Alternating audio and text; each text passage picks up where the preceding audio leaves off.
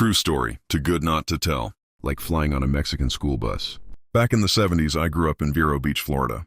I went through school there and made a lot of good friends. My family has since moved back to our hometown of Mitchell in southern Indiana. Later on in years, sometime around 1996, my brother moved back to Vero Beach. I was self-employed at the time, drain cleaning and backhoe work. So I then decided I would take a couple weeks off and go visit my brother and some old friends. In the spring of 1998, I booked a flight with Delta Airlines to depart from Louisville, Kentucky, on to Orlando, Florida. I drove my truck to the airport and parked in their secure lot, checked in my luggage and found my gate. Everything seemed fine and I was excited to make the trip to Florida and visit with my brother, his wife and some old friends I had went to school with. After a 2-hour wait, I was finally able to board the plane. What I'm about to tell you now is a true story. There were 3 seats on each side of the aisle throughout the plane. First thing I noticed was they had yellow caution tape stretched across 3 seats on the left and some on the right side, sporadically throughout the plane. Then I noticed that the floor felt soft and spongy as I walked down the aisle looking for my seat. It was like walking into an old building that had carpet on rotted floors. I was concerned but thought, what the hell? I didn't pay much more attention to it. I found my seat and got seated. The seats were small and very uncomfortable. Like I said, there were 3 seats on each side. I happened to end up being in the middle seat. Well then, here comes some guy wearing a huge cowboy hat. He was in a big hurry and plopped down right beside me on my left.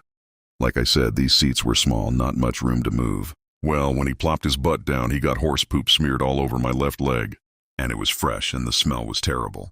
I looked at the guy and said, "What the hell, dude? You got that horse poop all over my leg." All he could say was, "I'm sorry, man. I was in a hurry and just left the Louisville Churchill Downs." I told the guy, "I don't give a damn where you're coming from. You need to clean this mess up." He said again, "I'm sorry, I just didn't want to miss my plane." Then while sitting there, his big cowboy hat was so big, I had to lean to the side just to keep from the hat hitting me in the face. A stewardess brought me some wet wipes and a towel to try and clean up the horse poop. I finally told the guy, "Buddy, you are going to have to take off the hat." He did.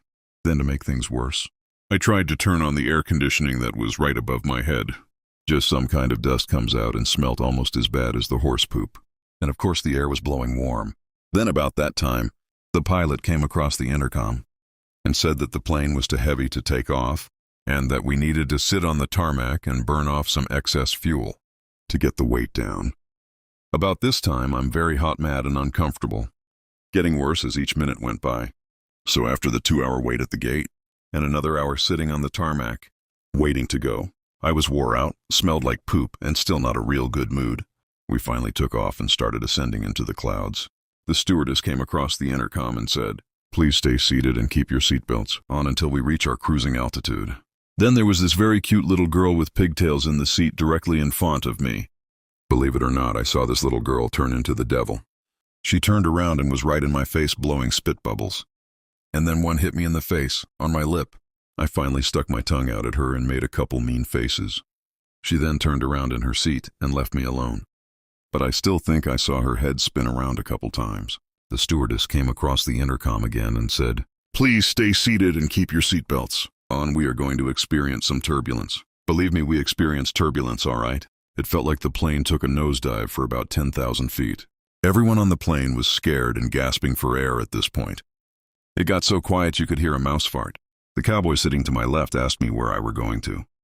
I told Vero Beach. He said, "Wow, that's where I'm from."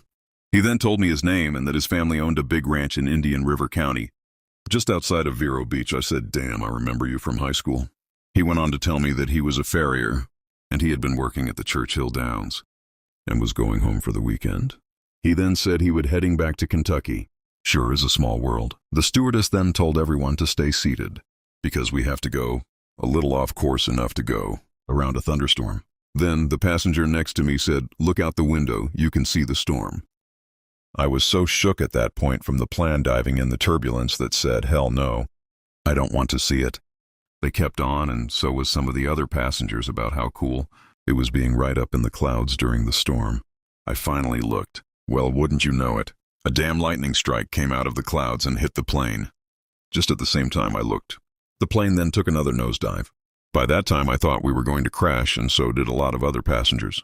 Needless to say, at this point I was scared shitless.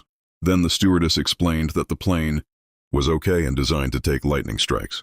We finally get past the storm and the sky was sunny and blue once again. We were over Tallahassee by this time.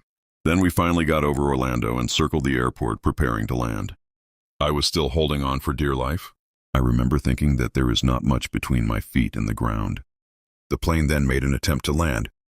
We are ascending down through the clouds and suddenly the pilot hits the throttle and up. We go back up through the clouds and circling the airport again. We did this 3 times before we got to finally land. We had a rough landing bouncing down the runway. About to shit myself. Finally came to a stop. You could hear everyone on the plane with a sigh of relief. By this time I was numb from head to toe from fright. My legs didn't want to work. People started to exit the plane, and as usual the pilot stepped out of the cockpit to greet the people exiting the plane. When I got up there, the pilot stuck his hand out and introduced himself. I shook his little cold, wet, and clammy hand. This guy looked like he was not a day over 18 years old. He was about 5'7" and fiery red hair and pimples all over his face. I thought to myself, there is no way in hell he was the pilot. From there I went to get my rental car. I already had the reservation for it. The gentleman working at Ava's Car Rental asked me, "Are you a traveling man and have you been to the East?" I answered, "Yes, sir." He had noticed my Masonic ring. He then showed me his ring and told me, "I think they have reserved the wrong car for you. Let me fix that." He upgraded my rental and also discounted the rate. I think I got a better car and even saved about $100 on that deal. I went on to Vero Beach, had a great time visiting with my brother and his wife. We even got together with some old friends several nights for dinner. One night my sister-in-law had been online looking at the WBIW radio webpage from Bedford and said, "Hey, I see your backhoe." We gathered around the computer to see what she was talking about. The day before I left Indiana for this vacation, I had finished up a big job putting in a septic system, water lines, and digging out for a foundation. I was surprised when I finished the job. I asked the people I was working for if it was okay for me to leave my backhoe, van and dump truck there until I get back from vacation. They said sure, no problem, and went on to pay me. And what was weird was she paid me in cash. And that was a lot of money. I thought, oh well, that's fine, good for vacation money. But what we saw on the internet answered why she had so much cash on hand. Cops surrounded their place. They had raided the place where I was working and took the whole damn family to jail for dealing drugs. Just luckily the police that raided the place knew the equipment belonged to me. After 10 days it was time to get back home to Indiana. So I said my goodbyes and headed out and drove to Orlando Airport. I went to the terminal to turn in the rental car. I had already decided I was not getting on another plane for the rest of my life. I used to fly a lot when I was younger and never had any kind of issues. I decided I would spend the money for a rental car. I was going to take my time on my way home, so just so happens my Masonic friend was not working that day, so there was no chance of getting any discounts. All they had for a one-way trip to Indiana was a little green piece of junk Ford Taurus. That cost me just over $500 one way. Believe me when I tell you that piece of junk would only run 65 on the interstate, and that's holding the pedal to the floor. Then when I got to the outside of Atlanta at 2 o'clock in the morning, believe it or not, a big semi-truck got right up to my back bumper and I had that junk Taurus to the floor and only running about 65 miles per hour. That son of a gun tapped me on the rear and I spun out into the medium. He was in line with 3 other big trucks and they kept going hauling ass. I got my composure and pulled myself together. Got out of the medium and back on the highway headed home. I pulled into every truck stop I came to after that incident looking for that truck. Fortunately for that asshole, I never found him. Well, I finally got to Louisville, Kentucky airport. I then turned in that junk Taurus in. Then collected my luggage, found my truck, and made it back home. Thank God, I've never flown again.